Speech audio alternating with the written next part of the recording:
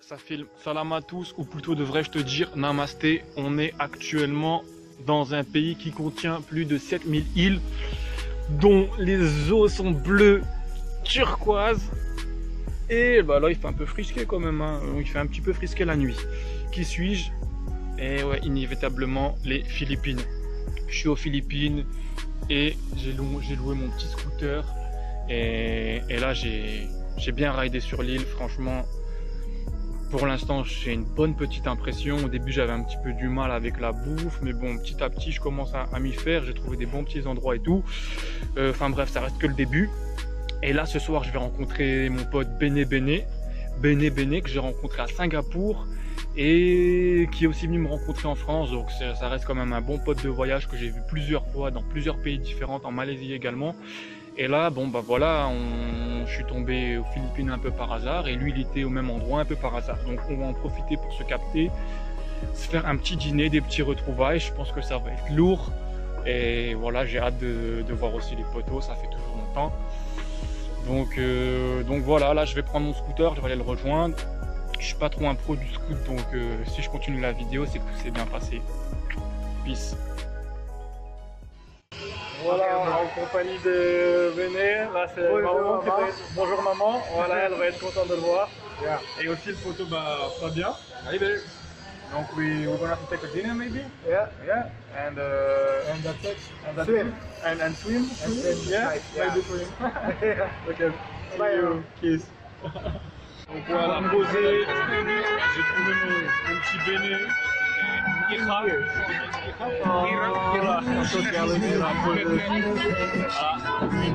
Avec El Fabiano.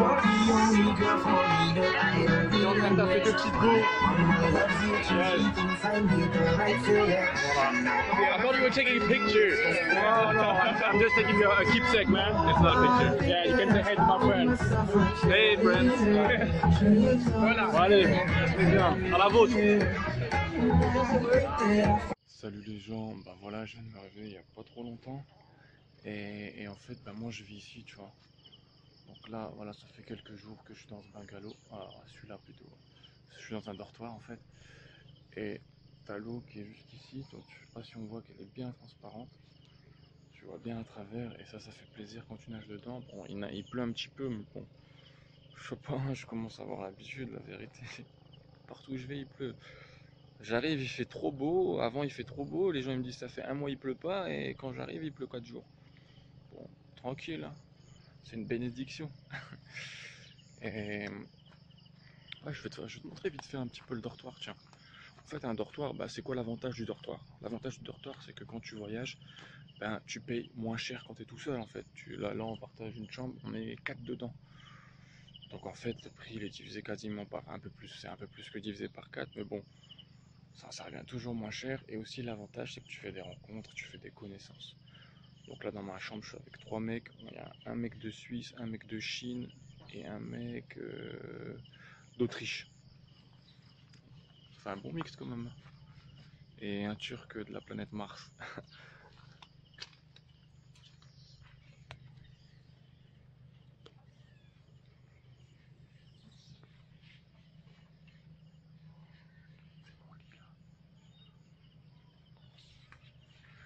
Donc voilà, j'ai pas fait trop de bruit quand même, je respecte.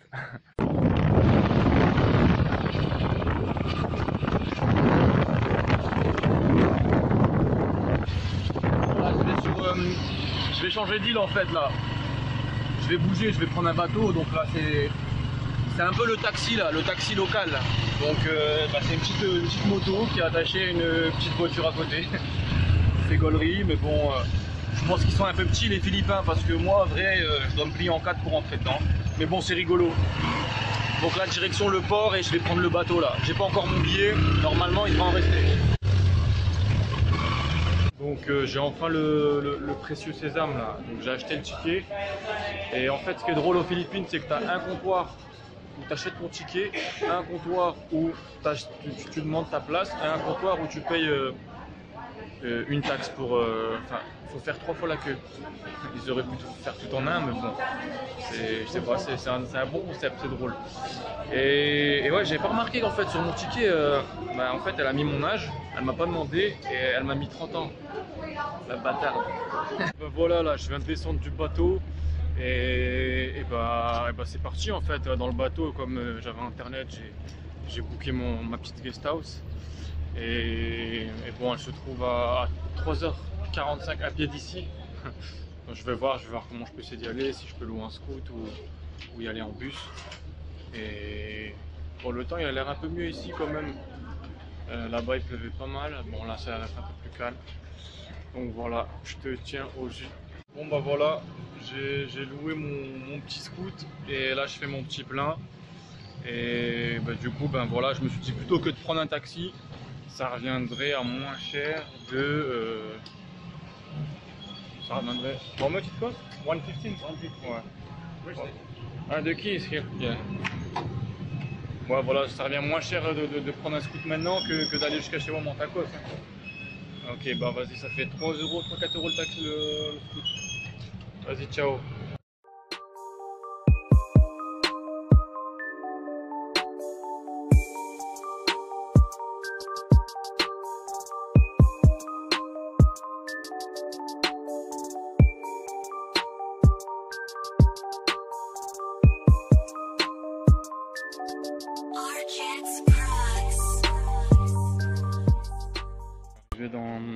J'arrive dans ma guest house là en fait et ouais, ça a l'air plutôt, bah, c'est plutôt tranquille hein, tu vois, c'est plutôt posé, ouais.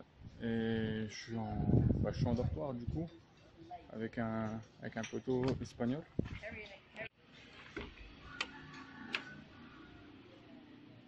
Ouais, je crois que c'est là.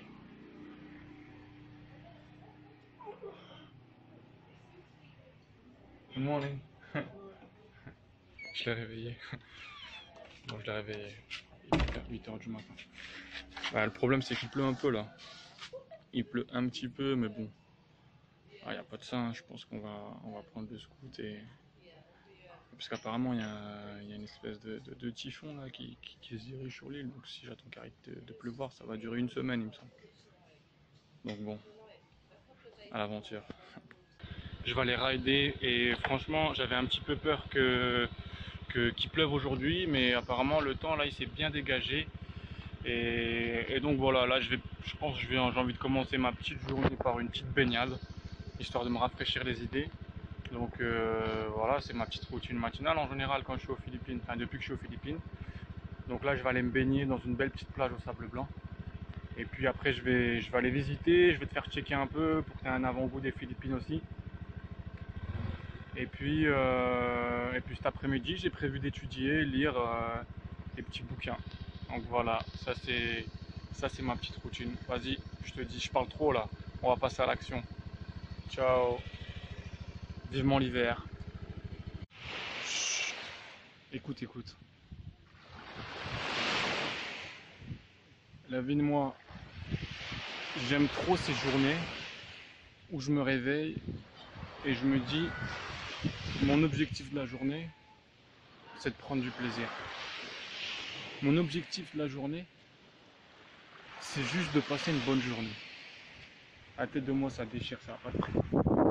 Moi, je te fais visiter vite fait là. Donc là-bas, t'as les pêcheurs. Et en fait, c'est pas trop une plage touristique ici, tu vois. Bah, y en a pas d'ailleurs. Je vais te faire visiter vite fait aussi l'eau. Fais-moi le sable, mec. Peut-être de moi, j'ai une vie de ouf. Vas-y, ah, je vais nager. La tête de moi, j'arrive pas à comprendre. Dans l'eau, il fait encore plus chaud que dehors. Et je crois que c'est pour ça que je vais y retourner.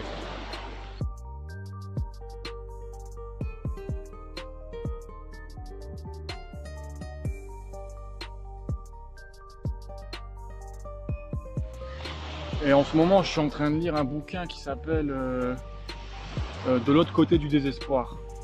Donc de Swami Prajnapad. Grosse dédicace à Jean qui m'a offert ce bouquin quand j'étais en Inde. Et c'est un bouquin de philosophie. Et moi, en général, les bouquins de philosophie, j'aime bien les lire. Tu sais, 2 pages, je le ferme le bouquin et je médite là-dessus. 2 pages après, tu vois.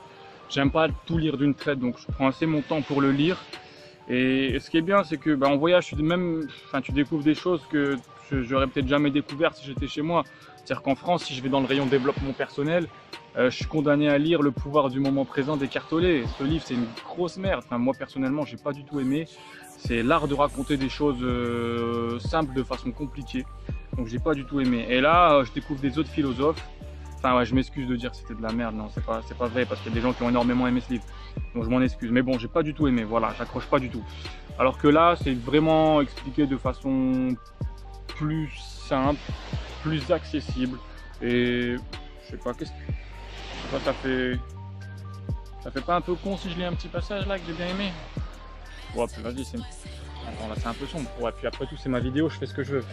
Alors, le sage, il n'espère pas, il agit. Il ne regrette pas, il se souvient. Ni espérance, ni nostalgie, ni crainte, ni remords. Ce qui est achevé est devenu passé. Il n'existe pas maintenant. Ce qui doit arriver dans le futur et n'existe pas maintenant. Alors qu'est-ce qui existe? Ce qui est ici et maintenant. Rien d'autre. Restez dans le présent. Agissez, agissez, agissez. Si je vais continuer. Le sage est un homme d'action. C'est où il trouve le bonheur parce qu'il a cessé de l'espérer. Attends, le sage est un homme d'action, c'est où il trouve le bonheur. 2 petits points. Parce qu'il a cessé de l'espérer. Ne courez pas après le bonheur. Le bonheur est le résultat de l'action juste. Il faut entendre, y compris si l'action échoue. Si vous avez fait de votre mieux, vous êtes accompli vous-même. Vous ne pouvez qu'être heureux. Disons, en tout cas, nous ne le serons pas autrement. Le sage, c'est celui à qui le présent suffit, à qui tout suffit, puisqu'il n'y a rien d'autre. C'est pourquoi il vit dans la vérité, non dans l'espérance. La vérité ne viendra pas. La vérité est ici. Et maintenant, ma faca. J'en ai rajouté un peu sur la fin.